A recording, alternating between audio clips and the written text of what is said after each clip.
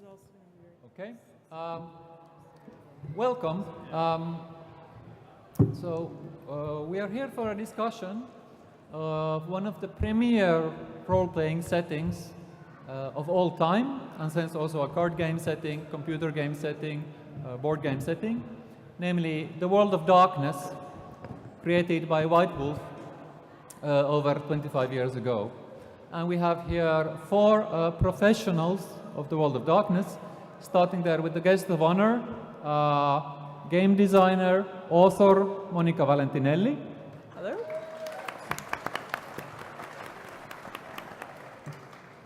Then we have Matt M. Elroy, Onyx Path Operations Director. So Onyx Path is a company that has been steering the World of Darkness for some years now.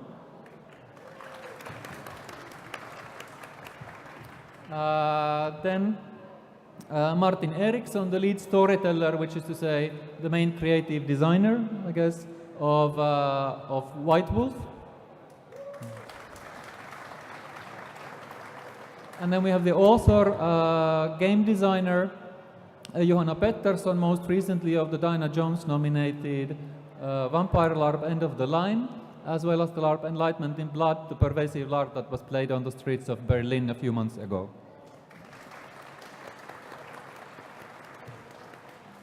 So we're going to approach the World of Darkness sort of through the personal prism of these four professionals who have had a considerable career in creative design, doing various things. And the first thing that I would like to ask, starting with Monica, is that how did you first encounter the World of Darkness and when, and what were your sort of first impressions of this setting? My story is a little embarrassing because when I first encountered the World of Darkness, at the time I was playing Shadowrun, and the first game that I played was a game called Kindred of the East.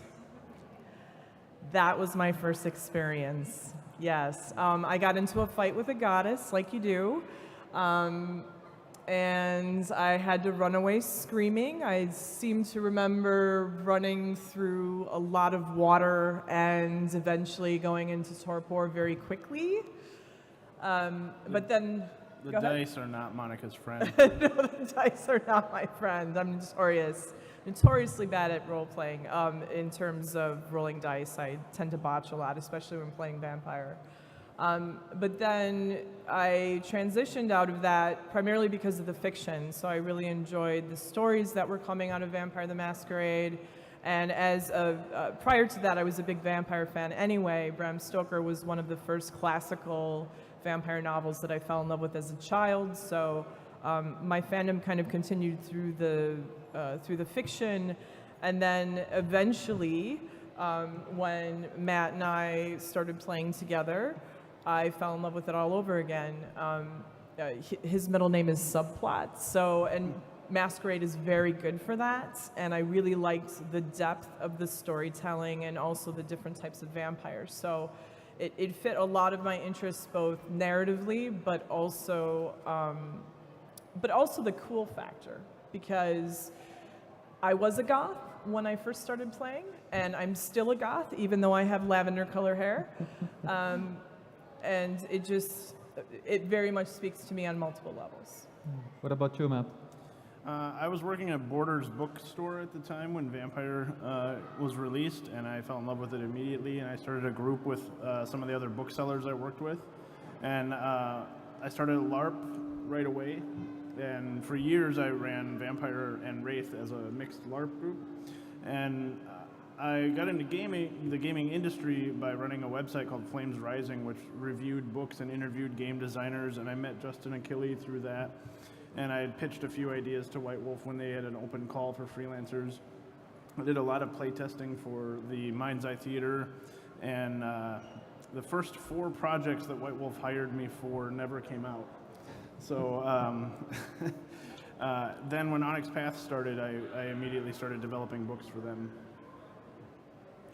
Martin? Yeah, for me it was at Ropecon 1992, I think. It was me and a friend called Esa who were standing by the book boxes, and we're looking through. It's like, what is it?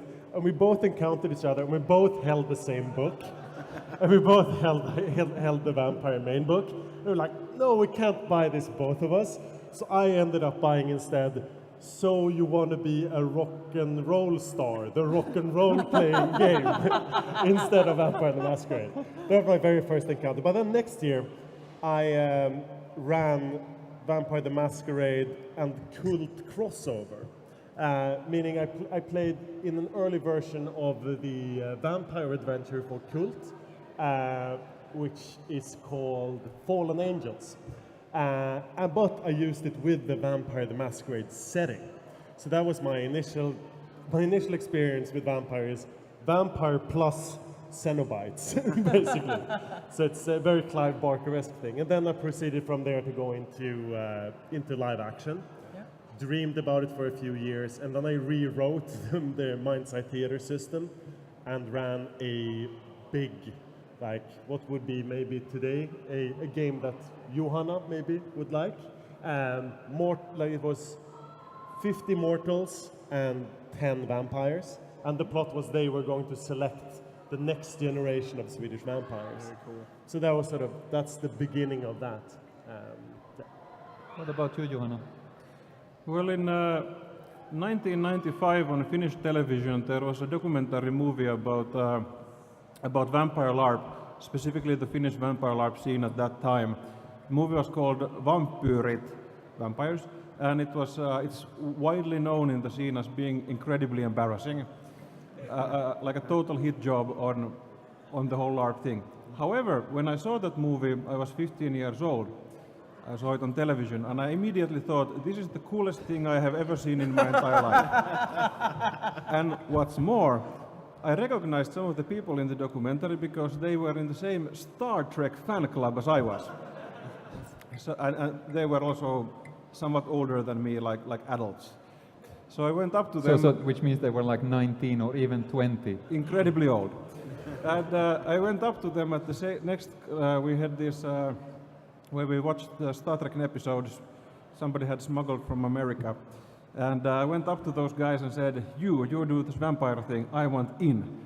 And they asked me, okay, are you willing to play a Malkavian vampire who believes himself to be a Star Trek character? And I said, yes! They really wanted you. So, some of you also commented on this a bit, but I would like to ask, so how did you get professionally involved in doing things related to World of Darkness? Also, maybe you can say a little bit about what you have done related to World of Darkness, and also comment maybe on how is it different, when you get professionally involved in it, how does it differ from, just playing or just being a fan? Okay, so my first publication for White Wolf was a short story called Promises, Promises. I had entered a short story contest back in 2005. Oh God, I'm old. 2005, that was yesterday, right? Yeah, that was just yesterday. And I won the contest, and I was published in, it was for a game called Promethean the Created. And it was a very gothic sort of church-type story with, the disquiet and how it was affecting the people on the inside trying to worship and whatnot. And once that was published, I was also working in other game design at the time. I had done some small press stuff, and I was working on some other short stories. I had just won a different short story competition. So I was submitting to a lot of different places, and then as I continued to grow in my career, the first thing that I did was a project with Eddie Webb for Vampire the Requiem. And after that, I continued to go into it, and I started working on the World of Darkness a little bit later. So I worked on the Requiem stuff first, and then the Masquerade stuff came later, which was really a dream come true for me because Masquerade was something that I had always wanted to work on, same thing like Shadowrun. And being able to do that, it just felt like my fandom was coming full circle with my work. And you had mentioned what it's like. It's very hard. The first projects that you work on, when you go from fan to professional, it's a really thin line, because really professional is just somebody gets paid to do the things that you love. And sometimes that can be really hard, because I found myself thinking about, well, here's what I would want to do in this game. But as a game designer who continues to work on different products and different titles that come out, I have to think about how other people would want to play this game. So what sort of things am I doing that other people could take and work with it? And I think that was the hardest thing, because I really wanted to just write the things for me, but you know, I have to be, if I really don't like the Sabbat and I'm writing, you know, a setting where there's Sabbat in it, I can't just ignore the Sabbat completely, because I wouldn't play them. I have to think about what those types of players would like. And that perspective is very challenging, and it requires a lot of listening and no shortage of humility, and I think it's made me grow as a professional. I got hired by White Wolf. Well, I started as a playtester, and then I got hired to work on some of the board games that they were doing, partly through just badgering them until they said, yes, we'll give you a shot. Of course, none of those games came out. The biggest thing I've learned since then is producing the books is a lot harder than I thought it was when I was a fan. I would go to the bookstore and there'd be a great new vampire or mage book, and that was totally cool. And then now that I'm making the books, I'm like, this is a lot of work, and it's a really slow process, and you got to get it right. And so it became more of a work than just, this is cool. So that was a little difficult to learn at first, because I was still in that fan mindset of awesome book. And then I'm like, well, now I know how they're made. So I cheated. I made a number of experimental LARPs culminating in a TV series for Swedish television, which was shamelessly Wraith the Oblivion games. But of course, it did not tell White Wolf that. So the first time that I got seriously, like professionally involved was, this must have been 2010, and I'm at a goth rock festival. I just seen Nine Inch Nails playing, and I get a message on my phone, and there's my old friend Teemu, and he says, "Hey, I hear you do all these like transmedia and like campaigns that cross different genres. Do you want to do the promotional material, or like the alternate reality game for the World of Darkness MMO? You want to swing over to Atlanta?" And that was straight after that, and standing in this gothic bliss and realizing that I've just been hired to do the ARG for my favorite role-playing game property. So that was quite epic. But the first thing that I actually got paid for, because that ran into nothing, was being the model for Dracula in V20. So I was hired not for talent, but because I'm pretty, I guess. So that's quite right. So you rose from this, you know, getting a job on your looks, you know, to the top position, top creative position. Yeah. But this was during the MMO years. So I spent a year in Atlanta on the MMO. The MMO was cancelled halfway in, which was quite a humbling experience, let's say that. But yeah, that's when I got to know Bill and Eddie and worked closely with the team. So yeah. Do you want to say something about if there was some difficulty in adjusting this change of perspective of doing things as a fan, doing things for yourself, doing things, you know, where you can call all of the shots and then going to being a professional? Yeah, it was. I mean, when I cheated and did like Wraith heartbreakers of my own, so to speak, or sort of made Wraith the way I wanted it to be made, and the difference to saying like, okay, you're now a part of the official world, and you now have a boss, and you now have a creative director, and so on. That was massive. And as you say, it's a lot about realizing that your perspective is not the only one, and still not losing that perspective. Because the reason why they hire you, or me, or anyone else, is probably because of our voice, and because like somebody thinks we have something to add. So while not losing that, and at the same time sort of realizing the bigger picture, and yeah, that's the big thing, I think, is limitations. Going from having no limitations to being able to say, this is the one way, to saying like, yeah, no, it is a bit more complex. But of course, now that I am sort of creatively directing and coordinating a lot of projects, I am in the luxurious position where I can like check like your books and say, hey, maybe there should be no Sabbat here. I try not to do that so much, but yes, it's been a very quick ride for me, also into the depths of it.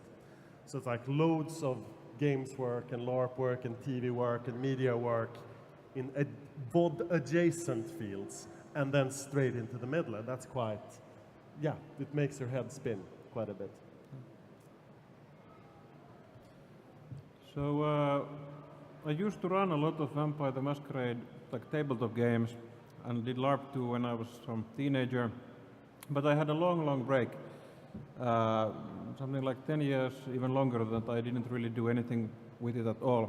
But then in 2013 I started out of sort of nostalgia, and I thought maybe I could run a better tabletop campaign as like an adult person.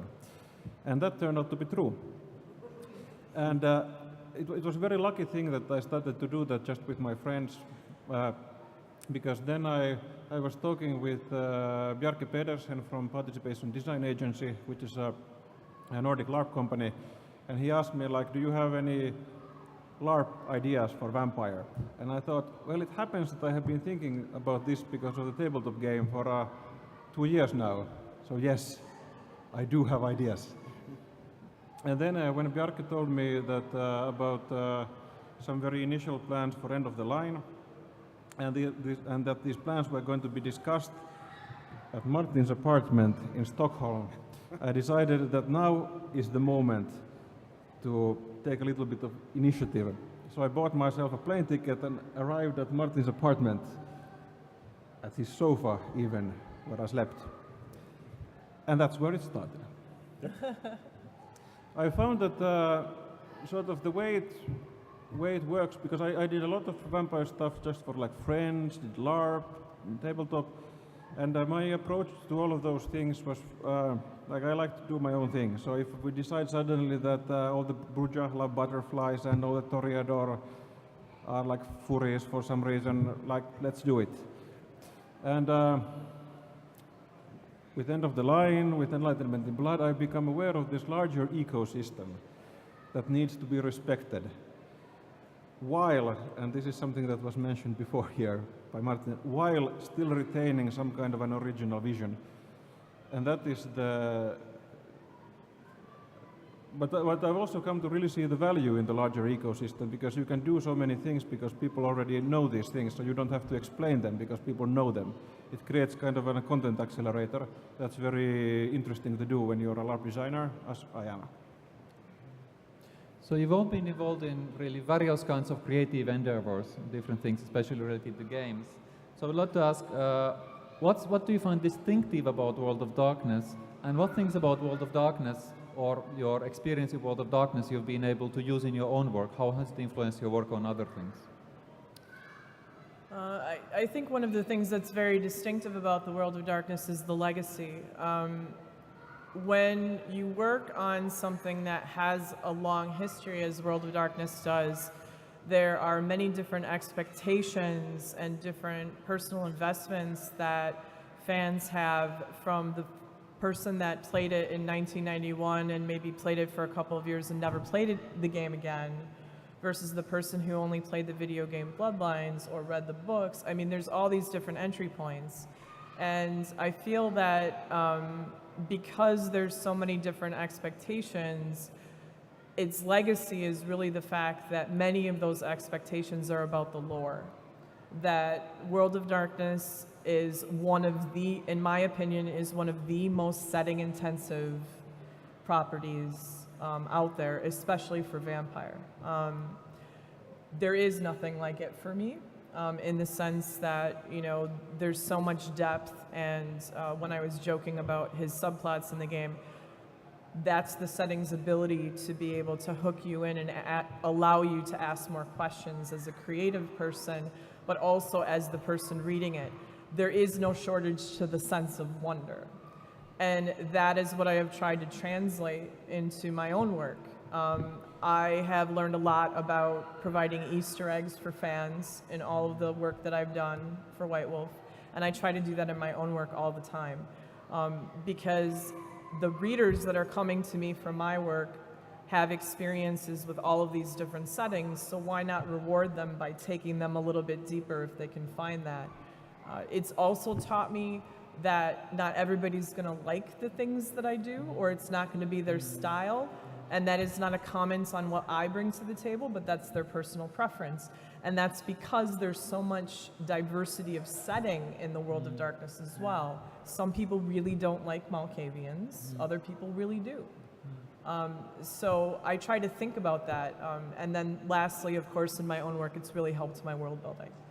Being able to play creatively in such an expansive and lush setting allows me to think very deeply about what I am providing in my own work to take it a step further. If I just do just a little bit, I'm no longer happy. I need to be able to provide more of an experience. One of the great things for me is the different types of stories that people that play games in the World of Darkness can tell. You can have radically action adventure stories, you can have horror stories, you can have fantasy and romance stories, and all of that takes place in the same base setting. And it taught me the fact that when I first started with Vampire, I told a very basic monster hunting, losing humanity story, and getting to know the different people playing the World of Darkness and all the different types of stories broadened my perspective quite a bit but what games can do, especially this game in particular. And I think that's improved every book I've done since then. I think about all those different stories and those different players that I've met.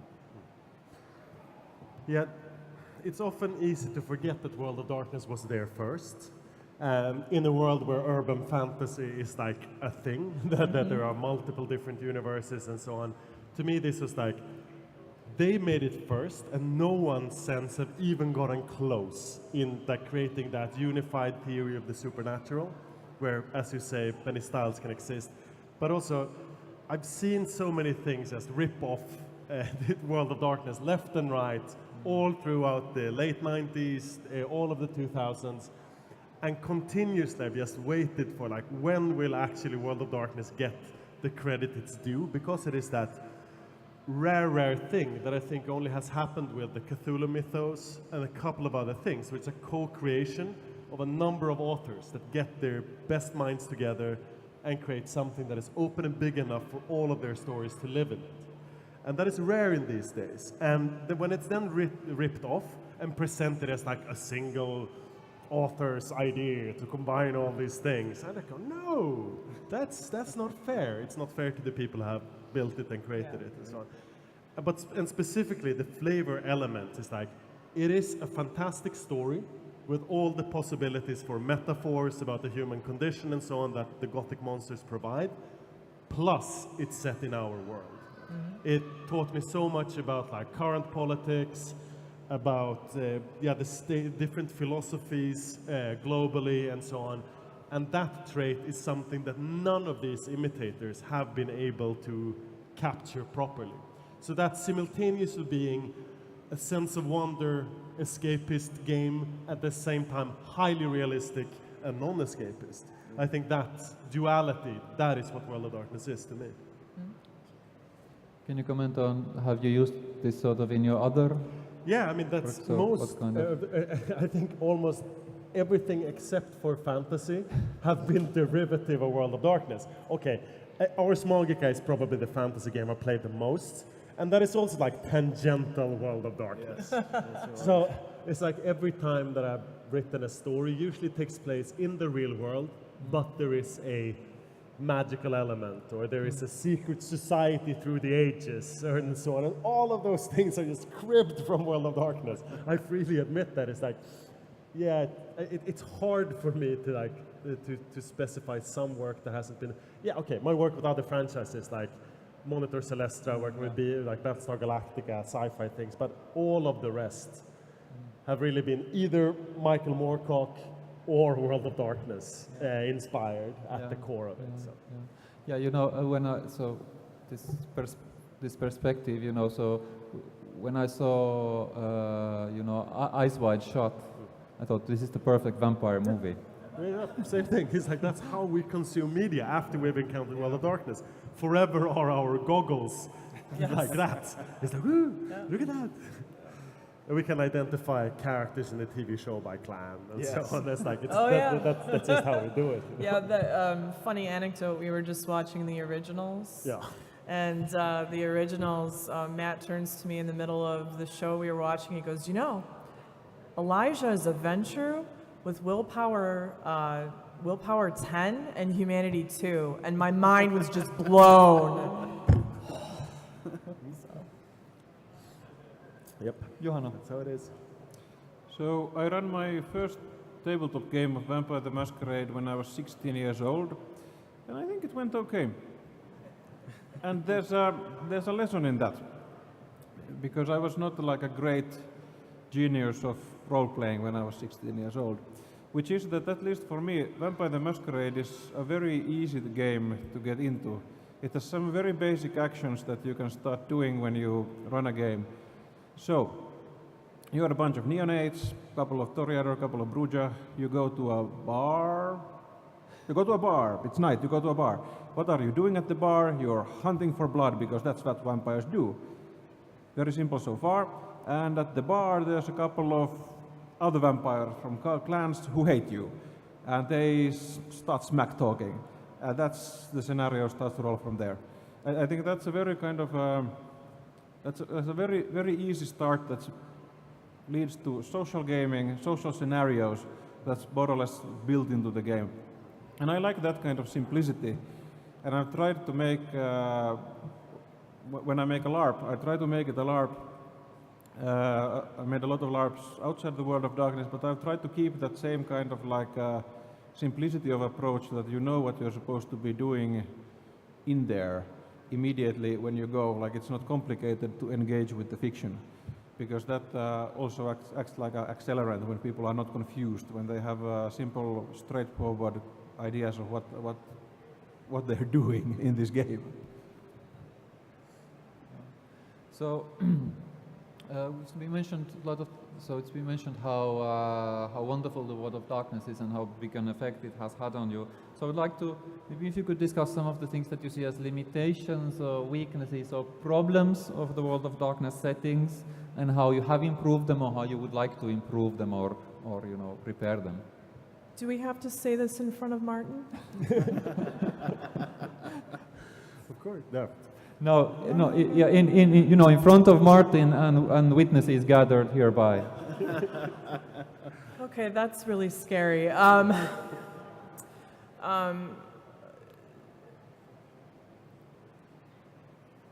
There's been a.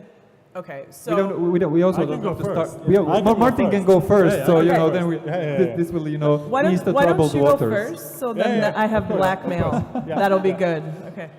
No, I would love to see the actual rules abide by the lore. You know, that would be great.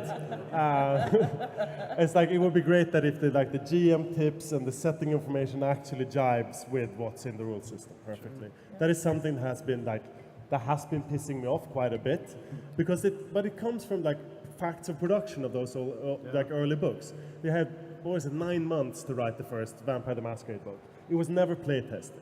The first playtest hated it, and so it's like of course there's a discrepancies between setting and rule system, and that's one of my things that I try to sort of like, okay, no, look at further editions, maybe like look closely at that. But it has become a sacred cow at the same time. Yeah. For a lot of people, like the variable difficulty on the die, even though you have a big die pool and some, those things have become emotional because they've done them so many times. Yeah. But that is like anything that they do a long time. But that should not prevent us from taking hard looks at things that are accepted, but maybe not were smart. I mean, Mark told me one thing is like, when he used to talk about the combat system, people are like, it's a crappy combat system. And then they would say, no, but you're not supposed to do combat in this game. It's good that the combat system is broken. Yeah, so I think that's one thing.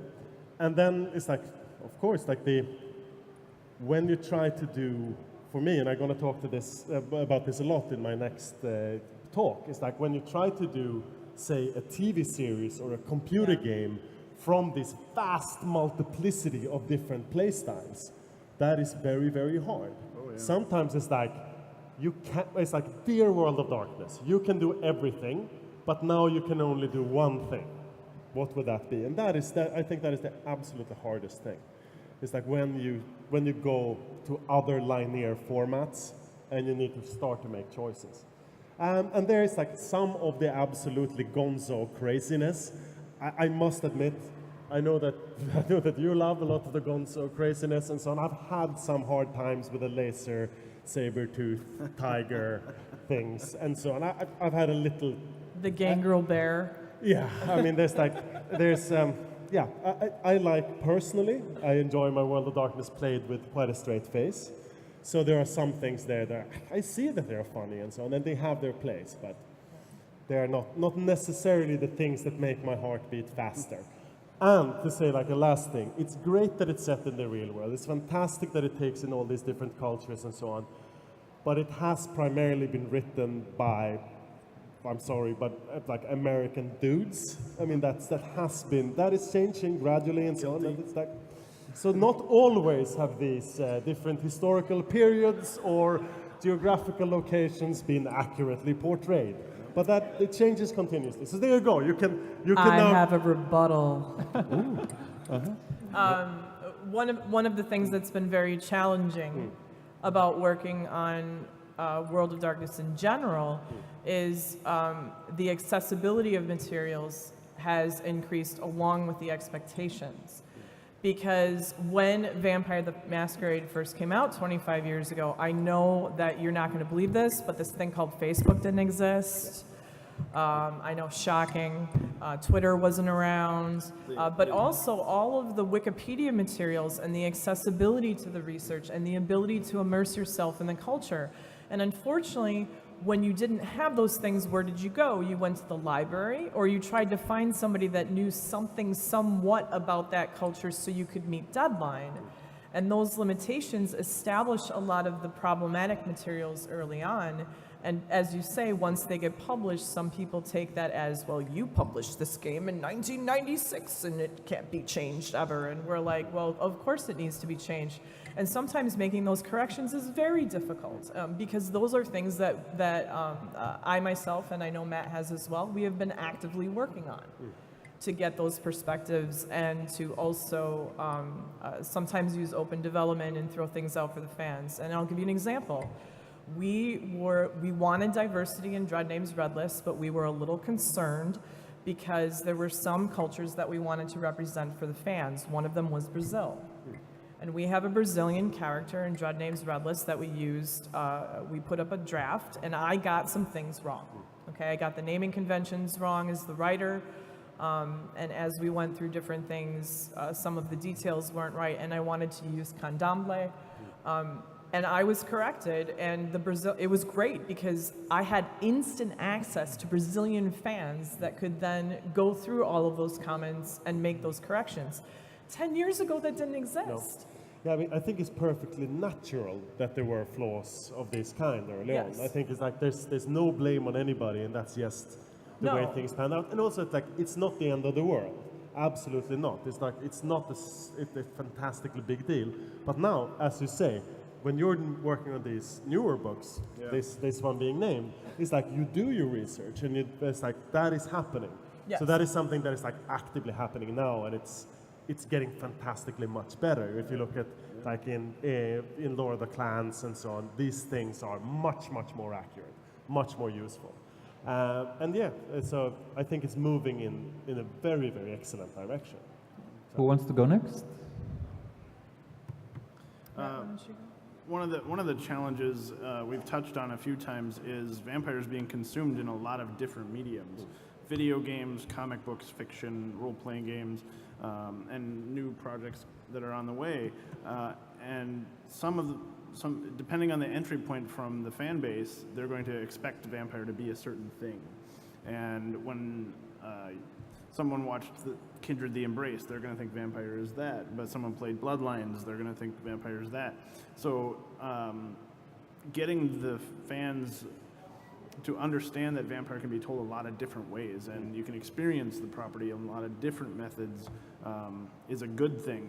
And I sometimes have trouble with the fans that get a little too tribal, like my way is the right way. And I want to argue with them, and I know that that's not the best use of my time. So, because I want everybody to enjoy Vampire and the rest of the World of Darkness, and not tell someone else that they're doing it wrong. Yeah. So, that's a personal challenge of mine. But also, like, I don't think you should be shy in saying, like, this is what I think. This is my vampire. That's what's being reflected more in my books and so on. And that's inevitable, that you will have an authorial voice, you will have a reading, and you will have fans that like that better or worse. And also, yes, it's not that hard to understand that it's like, of course, we have all encountered this game in different ways, and those first moments are often formative. Oh, yeah. And then we build that very strong expectation, especially if we start by having a LARP campaign that builds our early friends group, it builds our early social life. That means that we will be emotionally tied to that specific reading, which might be hyper-specific to your group and may not even hold water when you compare it to what is written in the books. And still, you will emotionally believe that that's the one and true way. And there's nothing strange with this. This is basic human psychology. But I also think that our fans and readers are pretty smart people. And I do think that when they get out of their first emotional reactions, they can realize that, oh, this person has a strong emotionality about this other thing. And so, yeah, I think those, sometimes we need to take the fan fights with a grain of salt. Sure. Because these are emotional passions and so on. But yeah, I would say that's important one of my challenges, Yeah. because there's a phrase that I learned when I was in the RWA a few years ago. It's a phrase called "protect the work." When you are a fan, you are emotionally connected to the work, and you become so emotionally connected to it. When I work on a book, and you can ask him for verification, I'd throw everything I have into that book. Nobody else exists. But when I do that, everything and all of the other information coming at me, especially if there's passionate fans that are very opinionated, I can sometimes take that personally because I remember being that fan. I remember being that person that was so emotionally invested into it. And I still have to be able to separate the work, almost like put a security blanket around it, so that Monica that talks about Vampire the Masquerade is a different person than Monica that works on Vampire the Masquerade. I mean, I'm two very different people. Like, there's the creative aspect, and then there's the part where I can think about it critically. And I need the ability to think about it critically because it goes through so many rounds of development and editing and proofreading and approvals, and how does this work through all this stuff. And I do that in terms of, not because I'm some people do think I'm modest, but it's not because I'm afraid of the work that I've done or I don't think I've done a good job. It's really to protect myself, to protect that emotion. And I think that the cycle of instant feedback between fan and creator is a big challenge to navigate nowadays, because before, when you wanted to be really mad at a creator, you had to write out a letter and then put it in the mailbox, and then it would go to them. And now you can just hop on a computer, you can find anybody you want online and just type something angry at them. And over time, that takes its toll, because it's not just the one fan that does it. But those are the extreme cases. That's not normally what happens. But in terms of the other challenge that I can think of, it's the horror. Because horror as a genre is not what it was in the 80s, and it's not what it was when Vampire the Masquerade first came out.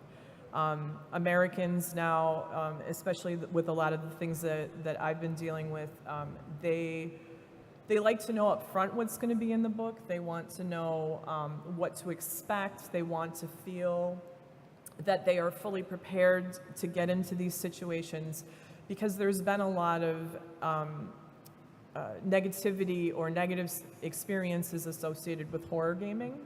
where some people don't want their character to die, or in a Cthulhu game, if having the expectation that they go mad is very different than finding that out during the game. So a lot of the people that I know feel that they can play the game better if they have that information up front, so that they can work on open communication with the people at the table. And trying to relay those types of techniques in addition to creating a horror game, I think is sometimes very hard. I believe that the storyteller chapters are probably my biggest challenge for that reason. Johanna, do you want to comment on weaknesses and problems of World of Darkness? Well, one of the things I really love about the World of Darkness is the richness of it. Like the amount of material is vast, and of course growing all the time. But that richness, I think, also has come, that elaboration, that always trying to come up with new things, I think has also sometimes obscured some of the sort of simple appeal of what these games are like and what these core concepts are like. And that's also why we tried to sort of, when we were making End of the Line, to really go back to basics. And for me also, this is a very personal impulse, because I played a lot of Vampire. And after you play a lot of Vampire, you end up with a game where sometimes you forget that these are vampires. So when we were making End of the Line, we had this kind of, I think our planning notes must have looked like they were written by a 5-year-old interested in vampires, like, there's gonna be blood drinking in this vampire game. Yep. Blood drinking is the I thing remember that. Yeah. with vampires, because vampires drink blood. That's what they're sort of known for. Remember this. So therefore, this is what we must do, and that's the small circle we turn around. But that was a sort of a reaction to that we should sort of discover the very basic core things. But the interesting thing about that was also that when you do that, when you start to ask those questions, like how can you make a game about vampires where they drink blood, specifically a LARP, then suddenly you realize that you need humans, for example, which have, at least not in Finland, have not been like a traditionally large component of vampire LARP.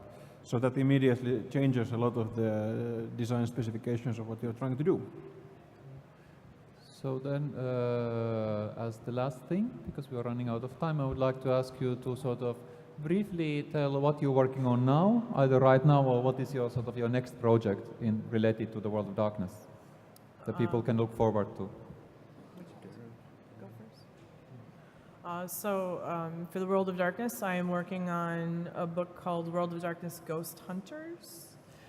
And That's, yeah, can I say? yeah, go ahead. Yeah. You go. Yeah, because that's partially a tie-in to a digital game also that features some of the same characters. I'm super excited about this one. It's going to be, it's really interesting because it covers a lot about ghosts and how mortals deal with ghosts in the World of Darkness. And in a lot of ways, it's peeling back the layers to think about how a mortal approaches a lot of this stuff. And I mean, we're getting really gritty with it, and I'm very excited. Oh, and sorry, thank you for reminding me. I am for the Chronicles of Darkness. I'm working on. I'm the lead developer for Dark Eras 2, which is a Kickstarter that's going on right now. We take different historical eras, and then we're taking 2 different Chronicles of Darkness game lines, so Vampire the Requiem, Geist, Promethean, etc., and we're putting them in these different historical periods. And right now, the fans are hotly contesting really cool things about different historical periods that are in there. And then I am also the Vigil developer. Oh, and Legacy of Lies is coming out. I did the V20 Dark Ages Jumpstart. It's called Legacy of Lies, and it will have, the center of the story is about the Baron of Chester, who is a very big fan favorite. So Marcus Ferris. I'm currently developing the World of Darkness Ghost Hunters book. A lot of my current project, that's the one World of Darkness project I'm working on right now. But outside of that, I'm developing a series of antagonists for Exalted 3rd Edition, and I'm overseeing the Exalted Fiction series. Sweet. I'm juggling a lot of stuff. Yeah. V5 takes up a fair share bit of time.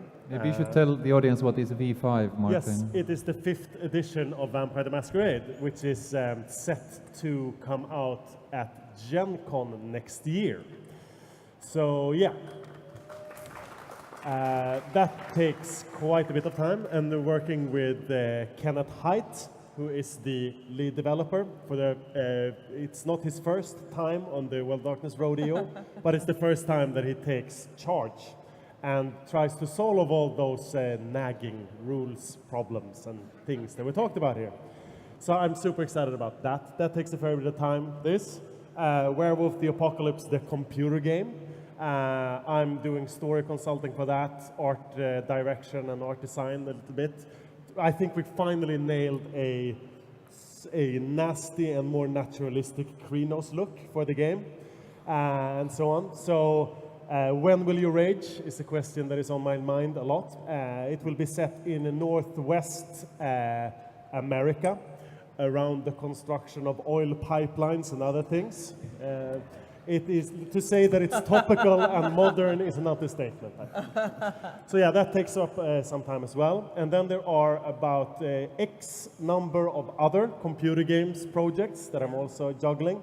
I cannot even hint at what parts of the World of Darkness they take place in and so on, because then you could guess and I would be attacked by Tobias a lot for spilling things. But there's a ton of that.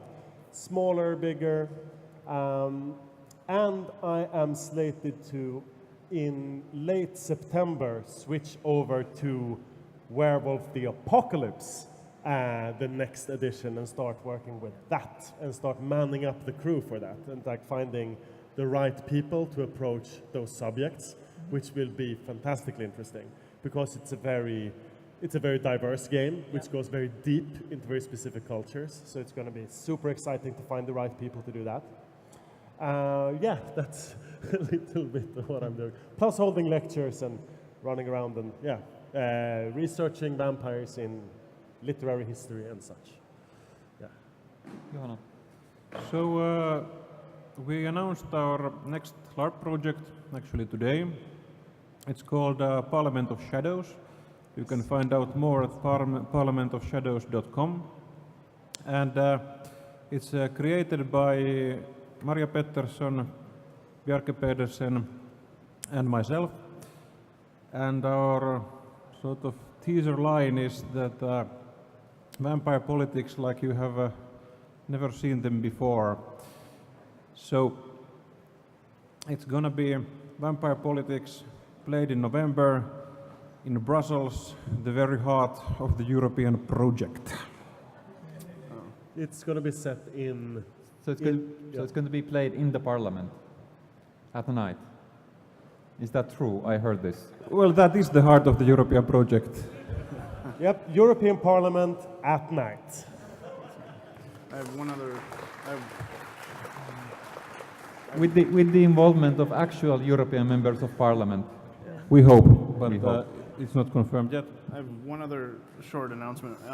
In partnership with White Wolf and Onyx Path and Drive-Thru RPG, next month a new site that if you've ever wanted to write for Vampire the Masquerade, you're going to be able to do that.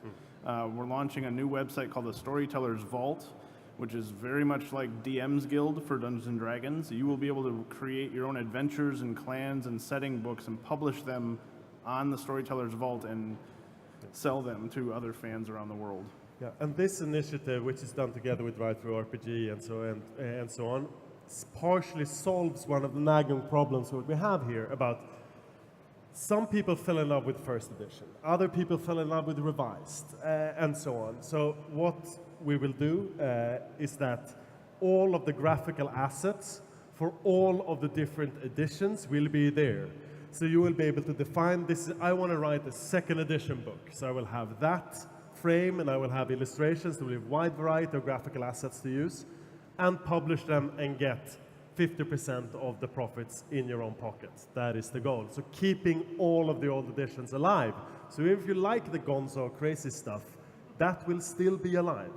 So that's our way of honoring that tradition and that legacy, and making sure that even when we have the HBO show and it looks in a certain way, and it's linked to the computer game, and which is linked to the novels and so on, they're all set in this tight one world of darkness, there is still, the legacy lives on, and you will still be able to have the craziest Iteration X constructs you can possibly imagine and sell them to your friends.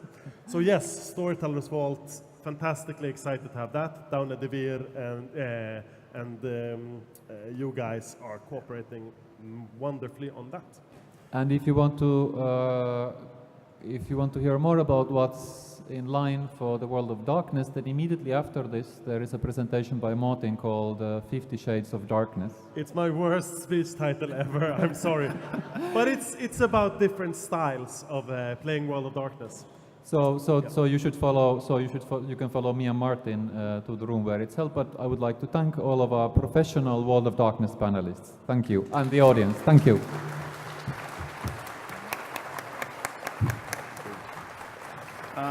I have a couple of previews of an upcoming game if anybody wants them here. Super. Thanks.